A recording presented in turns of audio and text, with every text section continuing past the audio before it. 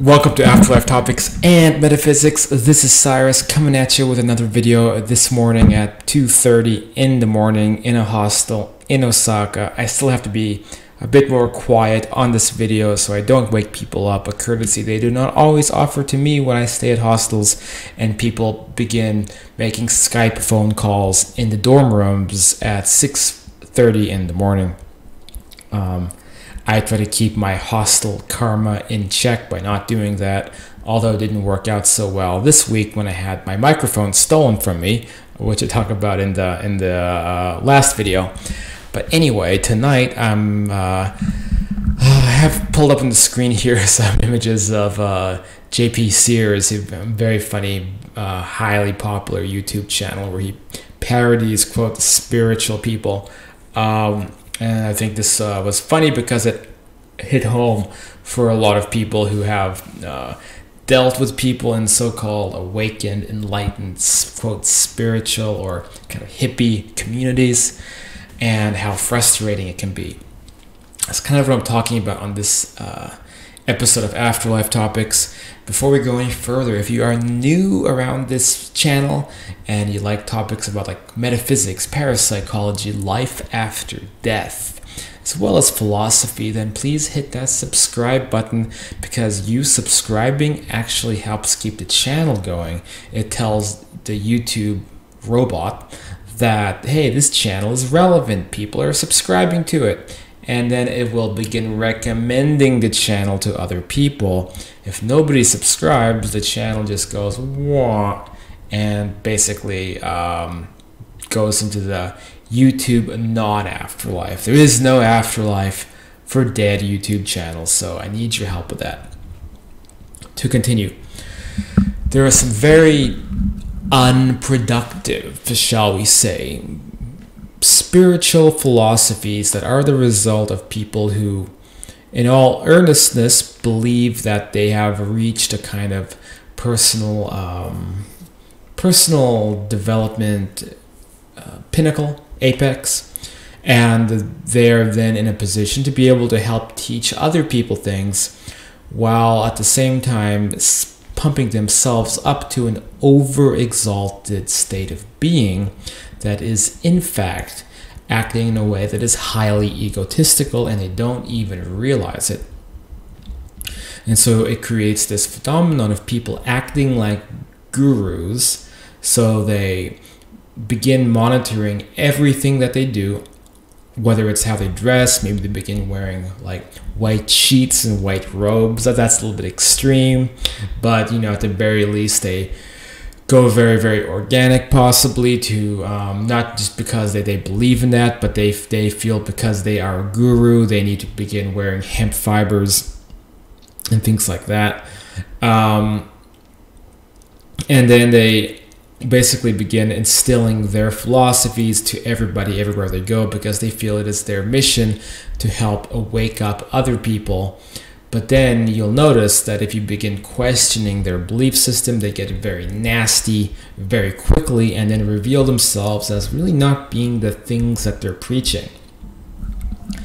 So, JP Sears famously began parodying these ideas on his YouTube channel, and so I think the first video was like how to be ultra spiritual with JP Sears. So yeah, really funny stuff. If you've never seen him, you can put him on YouTube and watch his earlier videos especially. But I want to bring this up because I've been dealing with people like that lately, and it's all over Facebook. Not the afterlife groups, because the afterlife groups like Afterlife Topics and Metaphysics, of course, and all of the other ones that I'm familiar with are filled with people who have real life experience, people who have lost loved ones, people who are trying to find real answers to subjects by, hopefully weeding out the bad information and trying to figure out what's really going on. Now, when you go into the spiritual Facebook groups that don't really have that specific focus, you basically end up dealing with lots and lots of people like this who can be really condescending and even very aggressive and difficult to deal with. while still claiming that they are spiritual.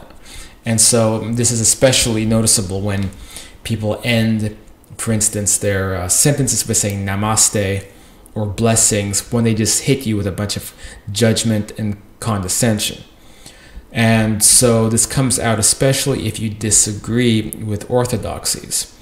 One example of this is that I do not support the anti-vaccination movement. So I do believe that there's issues with vaccinations. Not all of the details about vaccines causing harm is false. I was looking at some scientific reports about the MMR vaccine in Canada that potentially has led to as many as 400 deaths in the last few years. So that is serious stuff to think about, but it by no means creates an argument to eliminate all vaccines. If you're bitten by a rabid dog, you need to get that rabies vaccine. If you have a kid, they need to get the tetanus vaccine, because you can get tetanus if you get dirt in a scrape. And what are kids doing all day? They're playing roughhouse and getting scraped. I mean, so it's absolutely, it's critical to do that. But that's my opinion, so we can do the anti-vaccine argument hopefully in a different video or someday in the future, but maybe not here so much. But the point being, a lot of people have taken a belief like that and turned it into fundamentalism. And then suddenly all these claims of being spiritual and tolerant and non-judgmental, it all gets thrown out the window if you don't fit into the clique, if you don't fit into what everybody's supposed to believe. So this is why I really steer away from a lot of these communities and then the people who are, quote, trying to be spiritual, because what I'll come to discover is that they have a lot of very specific beliefs. And just like any religion, if you go and you question things, you use critical thinking, you act skeptical, you ask tough questions, then it all flips around, and then suddenly things get very nasty very fast. And I tend to have a lot of teeth when I fight and debate with people about things, so things get bad pretty quickly. But the final conclusion, though, is that the people in communities like that, who are casting judgment so easily on people who disagree or have different opinions, they're in this kind of hole where they think that they're spiritual, but really, I mean, what even does spiritual mean? It's an extremely vague adjective to be spiritual. I am spiritual. It brings to mind a lot of concepts that are kind of like tropes or cliches. Somebody in a robe who has an incense burner and prays and meditates. What does that even mean? Okay, what is meditation? What is prayer? How do those things actually work? Well, we talk about that on this channel. It has a lot to do with powers of intention that can, potentially, relate to quantum physics, breaking down different realities, or influencing matter through thought, which also has quantum properties.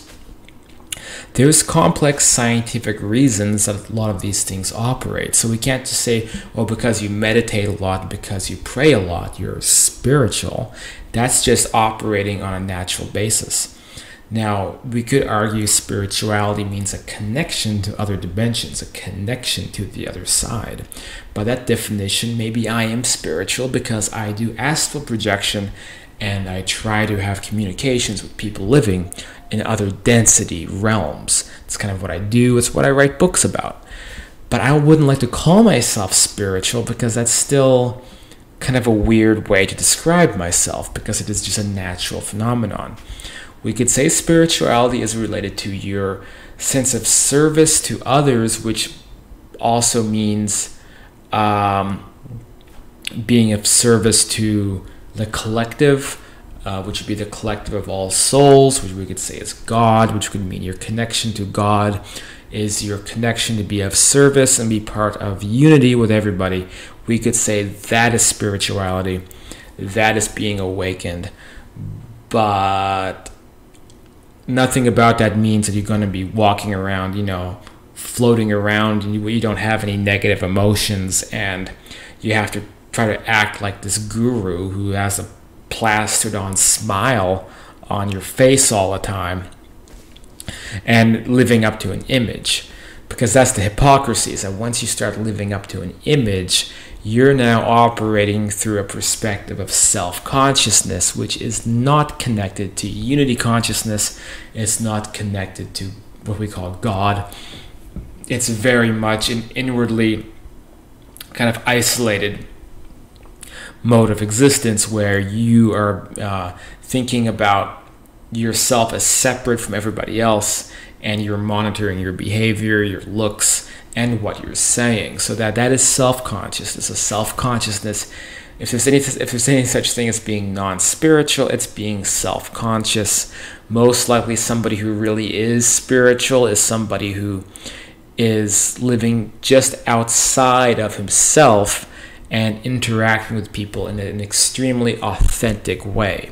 As soon as you're like the caricature of J.P. Spears, and he has the headband, the flower, and the long hair, and the this kind of enlightened facial expression where he looks off all wistfully like this.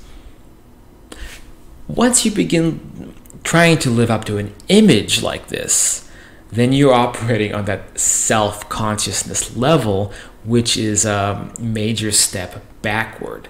So by very nature of attempting to create an image, you are not being, quote, spiritual. And so this is why I always could not get along with kind of hippie subcultures and people like that, because that is automatically creates kind of warning bells in my mind, in my soul, and I can't relate so well.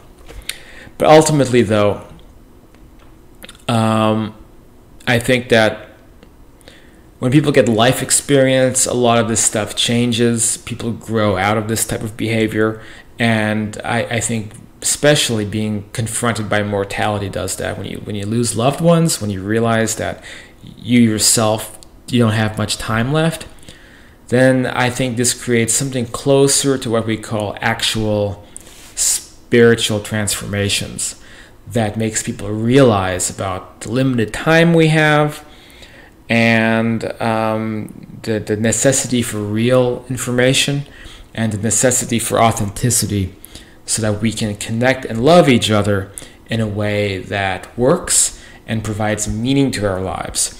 Because I think especially as we get older, we need more and more authenticity, more and more legitimate connections, because the images begin to go away, physical appearance and physical beauty begins to fade, pop culture becomes no longer relevant, and peer pressure and things like that also start to go by the wayside, and we begin craving like the better and better relationships with people. And it does also provide a lot of meaning for our lives as well. But I think when we're like in our 20s, we can get away with not having that as much, because we have so much energy and we're on top of the world. We think we're gonna do all this crazy, amazing stuff. And when we get older, we start to see that a lot of those ideas that when we were young weren't really panning out so well. How many people, in their 20s, scaling a corporate ladder, thinking that everything that matters is related to acquisition of wealth and status and society, and then 10 years goes by and they have a midlife crisis, or 20 years goes by, they have a midlife crisis, and they have a breakdown. They quit their job. They take their life in a completely different direction, because they realized, hey, I was pursuing all this stuff and it just wasn't making me happy. So again, this stuff closer possibly to becoming, I guess, evolving, transforming, whatever terminology you want to use, but be mindful of faux spirituality. That's the main message for this video.